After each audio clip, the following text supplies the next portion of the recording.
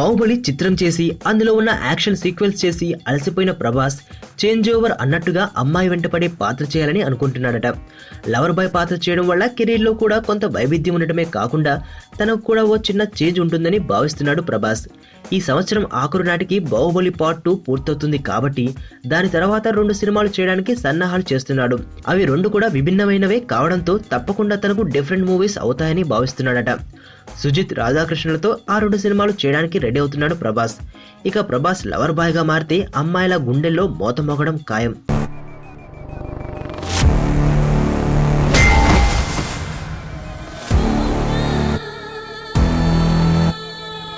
ఎర్రతోలు కదా స్టైల్గా ఉంటాడనుకుంటున్నావేమో. Mass ఊర్రా mass.